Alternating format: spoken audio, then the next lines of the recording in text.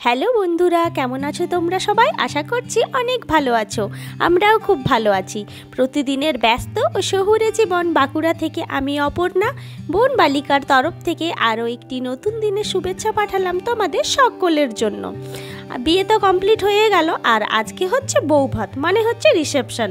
তাই রিসেপশনের দিনে তাড়াতাড়ি রেডি হয়ে নিয়ে চলে এসেছি বাইরে।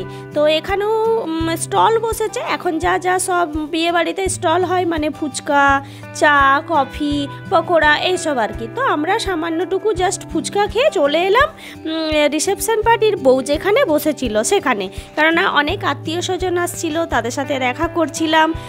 তারপর খুব একটা বেশি খাইনি, কেননা সময়টাও খুব একটা হাতে বেশি ছিল না। তো এখানে দেখো বউ বেশ সাজানো হয়ে গেছে, দেখতে সত্যি খুব সুন্দর লাগছে। তো তারপর ফটো তুলে বাবা মায়ের ফটো তুলে দিলাম, নিজেরা ফটো তুললাম, এইসব করে পরে চারিদিকে ঘুরে বেড়াচ্ছিলাম। তো আমরা তো বেশ কয়েকদিন ধরেই মামা বাড়িতে আছি, কিন্তু আজকে মানে খাবার টাবার খেয়ে বাড়ি চলে যাব। বাড়ি বলতে বাপের বাড়িতে, কেননা নেক্সট দিনে যাব শ্বশুর বাড়ি। তো সেই কারণেই টোটো বলা ছিল যে 9:30-র মধ্যে যেন টোটো চলে আসে। তো আমরা 9টার মধ্যে খেয়ে নেব। আর এখানে দেখো আমি আমার দিদির সাথে কথা বলছি, মানে মাসির মেয়ে, যে আরেকটা যে আমার মাসি আছে সেই মাসি রাত্রেবেলায় এসেছিল, মানে বউ ভাতের দিনে। তো দিদি বৌদি সবার সাথে কথা বলে নিচ্ছি, কেননা আর কখন দেখা হবে কি জানি। এই রকম মানে কোনো অনুষ্ঠানে ছাড়া তো এখন আর কারোর সাথে কারোর দেখা হয় না, তাই আর কি। তো এরপর ভাবছি খেতে বসবো। তো তার আগে দেখিয়ে নিই, দেখো আমাদের এই যে দুই মহারাজ, এই যে একজন বসে আছে আর একজন দাঁড়িয়ে আছে। দুজন যখনই এক কাছে থাকবে তখনই কিছু না কিছু কাণ্ড ঘটাতে থাকবে আর আমাদেরকে জ্বালাতন করে। এই দেখো, দেখছো, এ ওর জুতো টানবে, এর ফিতে টানবে, ওর জামা টানবে, এই করে সারাদিন দুজনে। তো এরপর আমরা খেতে বসে গেছি। আর আজকের মেনুটা তোমরা দেখে নাও কি আজ মেনুতে ছিল। লবণ, লেবু, স্যালাড, ভেজ কাটলেট, সস, নানপুরি, dal makhani, mix veg, fried rice, মাছ, মাংস, রসগোল্লা, চাটনি, পাঁপড়, এসব আর কি আজ সব মেনুতে ছিল। তো সেই জন্য আমরা বসে পড়লাম, কারণ 9:30-র মধ্যে টোটো চলে আসবে।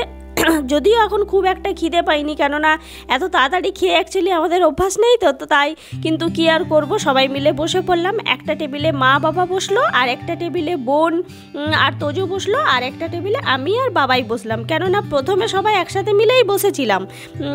একটা এসে 4টা করে টেবিল থাকে, মানে একটা টেবিলে 4টা করে চেয়ার থাকে, সরি। সেই 4টা চেয়ারের মধ্যে আমরা দুই বোন আর দুই ছেলে বসেছিলাম, মা বাবা একটা টেবিলে বসেছিল।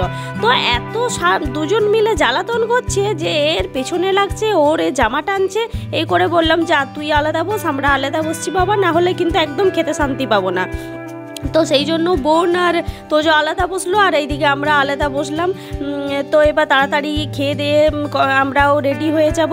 এমনি ব্যাগ ট্যাগ সব গুছানোই আছে, সব কিছু রেডি হয়েই আছি, জাস্ট খাবো, বাদবাকি সবার সাথে দেখা করব আর বেরিয়ে পড়বো। তো এখন খাওয়া দাওয়া চলছে। তো অনেক দিন পরই মামা বাড়ি এলাম, সেটা তো তোমাদেরকে আগেও বলেছি। আর সত্যি কথা বলতে আর কখন যে আসবো তাও জানি না। তো অনেক দিন বাদেও এলাম, আর আসবো না তার জানি না। তো চলো এবার খাওয়া দাওয়া আমরা কমপ্লিট করে নিই।